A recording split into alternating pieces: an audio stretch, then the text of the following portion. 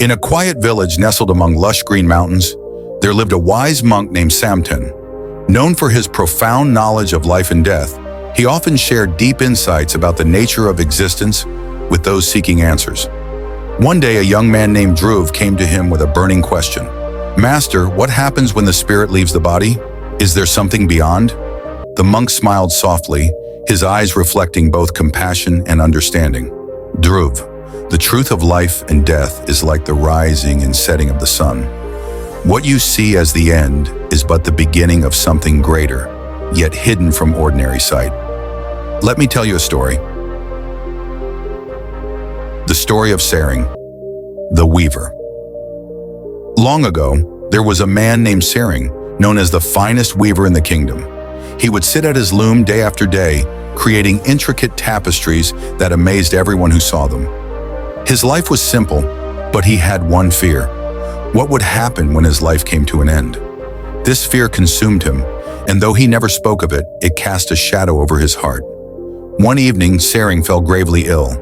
As he lay in his bed, his breath grew shallow, and he felt his body weaken. Panic rose within him. Just then, a monk who often passed through the village arrived at his door, sensing the man's distress. "Saring," the monk said gently, "you must not fear what is to come. The spirit does not disappear when it leaves the body. It simply transitions." "But where does it go? Will I vanish into nothingness?" Saring asked, his voice trembling. The monk sat beside him, holding his hand. "Close your eyes and I will guide you through what will happen." The journey beyond Saring did as he was told. The moment he closed his eyes, he felt as though a great weight lifted from his chest. His breathing, though shallow, became peaceful. Suddenly, he saw himself outside his body, floating gently above. His body, once a source of pain and fear, lay still on the bed, but he did not feel afraid. Instead, he felt light and free, as though unburdened by the limitations of the physical world. "Is this death?" Saring asked, looking down at himself. "No," the monk's voice echoed softly in his mind. "This is the truth of life. The spirit is eternal, unbound by the physical form. What you call death is merely a doorway, a passage into a new experience." As Saring floated higher, he noticed a warm light in the distance, so bright yet gentle.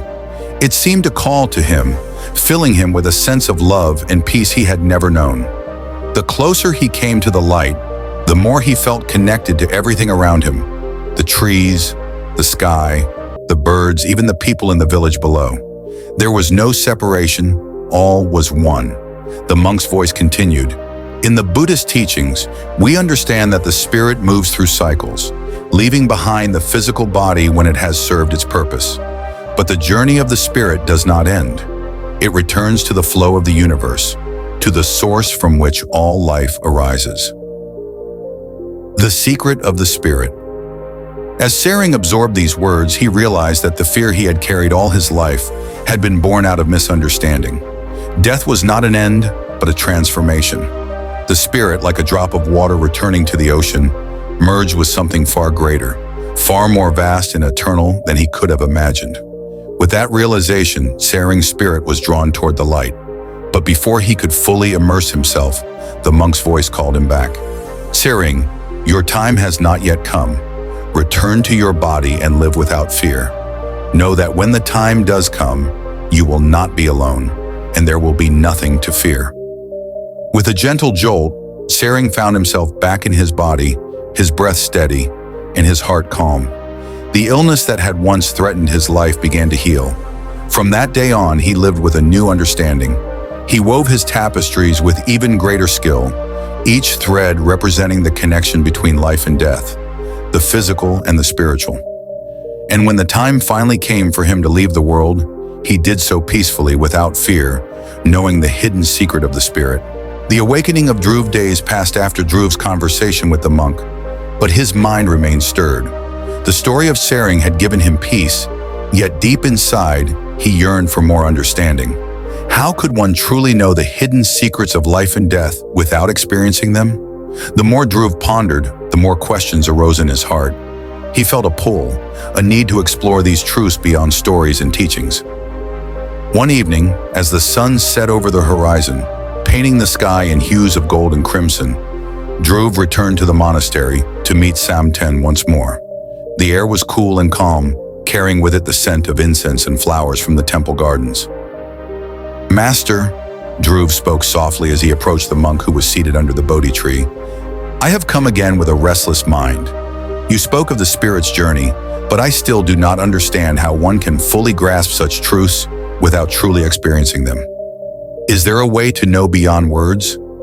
Samten, without looking up, continued to meditate for a moment, then opened his eyes, his gaze serene. "Dhruv, understanding is not achieved through the mind alone, but through experience. Yet one does not need to wait for death to learn the hidden secrets. There is a way to see beyond the physical world, to glimpse the truth while still in the body." Intrigued, Dhruv asked, "How can that be possible?" The monk gestured toward the mountains in the distance. "Tomorrow at dawn, journey to the cave at the peak of Mount Shambala. There, in silence and meditation, you will encounter what you seek. But remember, what you experience will not be a test of courage, but a test of your soul's readiness." Without hesitation, Dhruv bowed and left to prepare for the journey, knowing that what awaited him could change his understanding of life forever. The journey to Mount Shambala. As the first light of dawn kissed the earth, Dhruv began his trek toward the sacred mountain. The path was steep, winding through thick forests and rocky terrain, but he pressed on, his heart filled with determination. With each step, he felt the world around him quieting, as though nature itself knew the gravity of his quest. By noon, Dhruv reached the base of Mount Shambala, a towering peak that pierced the sky. He could see the cave at the summit, a small dark opening that seemed to call to him like a distant whisper. He continued climbing, the air growing thinner, his legs aching, but he felt a strange energy urging him forward. Finally, as the sun began to set once more, Dhruv reached the cave. The entrance was cool and dark, and inside the air was still and silent. Dhruv sat cross-legged in the center of the cave, closed his eyes and began to meditate, focusing on his breath, letting go of all thoughts, desires, and fears. Hours passed, or perhaps only moments. Time felt irrelevant as he sank deeper into his meditation. Suddenly, a profound stillness washed over him, and he felt as though his body was dissolving into the surrounding air. A soft glow filled his mind, and with it came a sense of weightlessness. The encounter with the spirit realm. As Dhruv opened his inner eyes, he found himself standing in a vast, boundless space.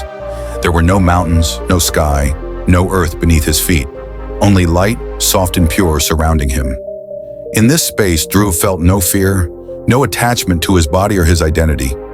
He was simply aware, a conscious presence without form.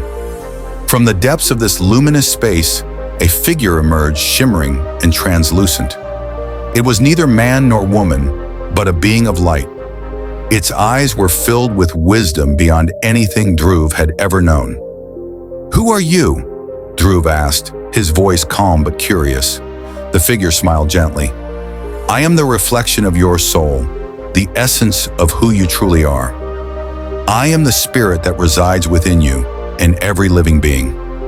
Dhruv felt a deep sense of familiarity with the being, as though he had known it for all of eternity. "Is this what happens when the spirit leaves the body?" he asked. The being nodded. "When the physical body is shed, the spirit returns to this realm of light and unity. Here there is no separation, no pain, no fear. You are one with the source, with all that exists. But this is not an end, Dhruv. The spirit continues to evolve, to learn, and to return to the physical world in new forms, each life a step on the journey toward enlightenment." As Dhruv absorbed these words, he realized the profound truth in what the monk had taught him. Life and death were not opposites, but part of a continuous cycle. The spirit never truly dies. It transforms and returns, learning and growing with each experience. "But what is the purpose of this cycle?" Dhruv asked. "Why do we return again and again?" The being's voice was soft, yet powerful. "The purpose is to awaken to your true nature, to realize the oneness of all life, and to transcend the illusions of the material world. Each lifetime is an opportunity to grow in wisdom, compassion, and love. When the spirit finally awakens fully, it no longer needs to return. It merges with the source completely, achieving nirvana. Returning to the physical world. With this understanding, Dhruv felt a deep peace settle within him. He was ready to return to his body, to live with the knowledge that death was not to be feared and that life itself was a gift, an opportunity to evolve and awaken. As he began to drift back into the cave, the being of light spoke one last time. Remember, Dhruv, the secret is not hidden from you. It is within you, always. Live each moment with awareness, and when the time comes, you will know how to let go and embrace the light once more. With those final words, Dhruv's consciousness returned to his body. He opened his eyes, feeling the cool stone of the cave beneath him. The sun had risen again, marking the dawn of a new day. But Dhruv was no longer the same man. He had glimpsed the hidden secret, and with that knowledge, he descended the mountain with a heart full of peace and wisdom. From that day forward, Dhruv lived without fear of death, knowing that the spirit's journey was eternal, and every moment in the physical world was a precious step toward awakening. And when he finally left his body many years later, he did so with a smile, ready to embrace the light that awaited him.